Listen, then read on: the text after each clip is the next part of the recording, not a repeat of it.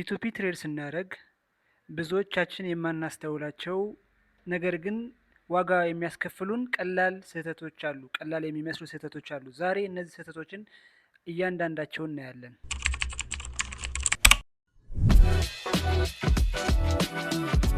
ሰላም እንዴት ናችሁ? ፒቱፒ ስትገዙ ብዙ ጊዜ ኮንሲደር ማድረግ ያለብን ነገሮችን ዛሬ እነግራችኋለሁ። ለዛሬ 5 የፒቱፒ ሂድን የሆኑ ስህተቶችን እነግራችኋለሁ። በጣም ብዙ ትሬደር የሚስታቸው ወይ ደግሞ አብዛኛው ጀማሪ ፒቱፒ ሲገዛና ሲሸጥ የሚስታቸው 5 ፖይንቶች እነግራችኋለሁ። የመጀመሪያው ትሬድ ሂስትሪ አለማየት ወይም ኢግኖር ማድረግ። ሁለተኛው የተለያዩ ስሞች መጠቀም፣ የባንክ አካውንት እና ባይናንስ የተለያየ ስም መጠቀም። ሶስተኛው ፒቱፒ የሚያደርገው ሰው ቻት ማመን ወይ ደግሞ ከፕላትፎርሙ ይልቅ የሰውየውን ቻት ሂስትሪ ማመን። አራተኛው ፈጣን የሆነ የክፍያ መንገድ አለመጠቀም። አምስተኛው ሌላው ሰው ከመክፈላችሁ ሌላኛው ከፋፍላችሁ ወይ ደግሞ ሌላ ሰው ከፋፍላችሁ መላክ። ለምሳሌ ብዙ የምትልኩ ከሆነ ከፋፍላችሁ መላክ ማለት ነው። ስለዚህ ወደ ቪዲዮ እንሄዳለን። የመጀመሪያው ትሬድ ሂስትሪ ምንድን ነው ስንል አንድ ሰው ምን ያህል ትሬድ አድርጓል የሚለው ነው። ምን ያህል ትሬድ አድርጓል? 500 600 ኤክስፒሪየንስ ሊሆኑ ትሬደሮች ትሬድ ሂስትሪያቸው እዛ እንደሚያሳየው በጣም ብዙ ትሬድ ያደረጉ ነው። ሴል እና ባይ ኦፕሽን ላይ ስገቡ ሴለር የሚሆን ሴለር በተለይ ባየር አሁን ብዙ ጊዜ ይሄ ጥንቃቄ የሚያስፈልገው ለባየር ባይ ስታደረጉ ነው። ስለዚህ ብዙ ሴለሮች ብዙ የሸጡ የገዙ የተገበያዩ 300 400 ትሬድ የወሰዱ መሆን ያለባቸው። የግድ ክፍያው ብቻ ማየት የለባችሁም። ምን ማየት ያለባችሁ? ስለዚህ ሂስትሪውን ማየት ያስፈልጋል። ሰውየው እንዴት ነው? ምን ያህል ትሬድ አድርጓል? ምን ያህል ገንዘብ ትራንዛክት አድርጓል? ምን ያህል ፐርሰንት ተሰጥቶታል ኤክስኪዩሽኑ የሚለውን እሱን ማየት ግድ ይላል። ሁለተኛው የተለያዩ ስሞችን አለመጠቀም።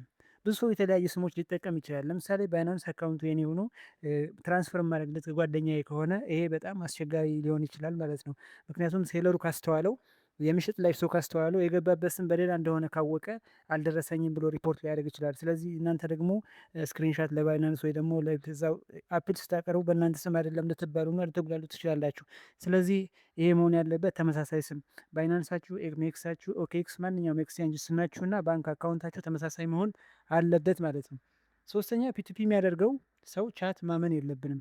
በፕላትፎርሙ የተቀመጠ ሴለር እና ባየር የሚገበያዩበት የተቀመጠ ታይም ፍሬም አለ። ለምሳሌ 15 ሚኒት ወይም 15 ሚኒት ወይም 30 ሚኒት ሊሆን ይችላል። ስለዚህ በዛ ጉዳይ ያንን ቤዝድ አድርጋችሁ ነው መገበያየት ያለባችሁ።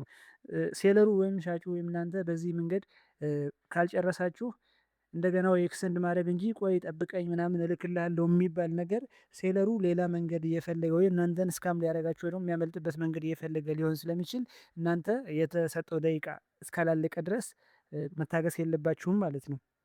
ሌላኛው አራተኛው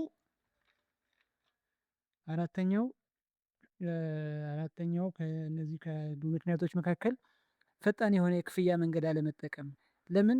ለምሳሌ አንዳንድ ሰዎች አዘር ባንክ የሚጠቀሙ ይኖራሉ ባለማወቅ። ለምሳሌ አካውንት ተመሳሳይ ሆኖ ንግድ ባንክ ያለው ብር ካለቀብህ አቢሲኒያ ካለው ልትልክ ከሆነ የተወሰነ ዲሊያንስ ይኖረዋል። ስለዚህ በዚህ ሰዓት ዲሌይ ሲሆን ሰውየው አንተ ኦልሬዲ ብሩ ልካል እሱ ደግሞ አላከም ብሎ ኮምፕሌን ሊያደርግብህ ይችላል።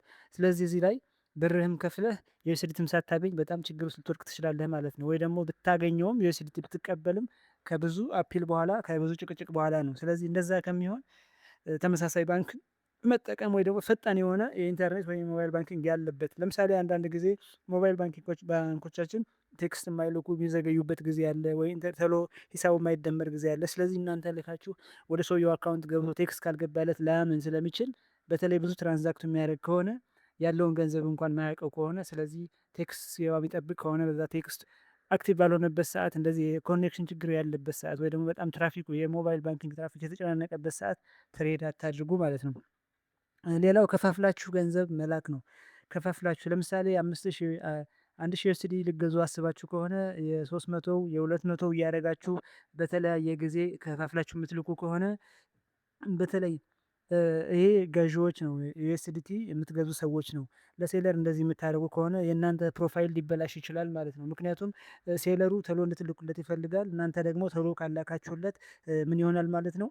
በእናንተ ላይ ኔጌቲቭ የሆነ ሪቪው ሊያስቀምጥ ይችላል። መጨረሻ ተቆራርጦ ገንዘቡ ቢደርሰውም ዩቲዩብ ይለቅላችሁም ግዴታ ሆኖበት ግን አንድ ነገር ሊያሳስበው ይችላል። ምክንያቱም መጨረሻ ላይ ሪቪው ሲሰጣችሁ የእናንተ ትሬድ ሂስትሪ ላይ የሚቀመጠው ፈጣን አይደለም ወይም ፖዘቲቭ የሆነ ኮሜንት አይሰጣችሁም ማለት ነው። ስለዚህ የብዙ ኮሜንቶች ተደማምረው ነው እንደዚህ እንግዲህ ጥሩ ሪቪው የሚኖራችሁ። እናንተ ጥሩ ሪቪው እንዲኖራችሁ ከፈለጋችሁ በፍጥነት በአንድ ላይ መላክ አለባችሁ ማለት ነው። ለምሳሌ 100 ከሆነ የምትገዙት 100 መላክ ከዛ ሌላ ባየር መፈለግ አንድ ላይ 1000 2000 ለመግዛት ከመሞከር ይልቅ ቀናንሾ መግዛት የተሻለ አማራጭ ነው ማለት ነው።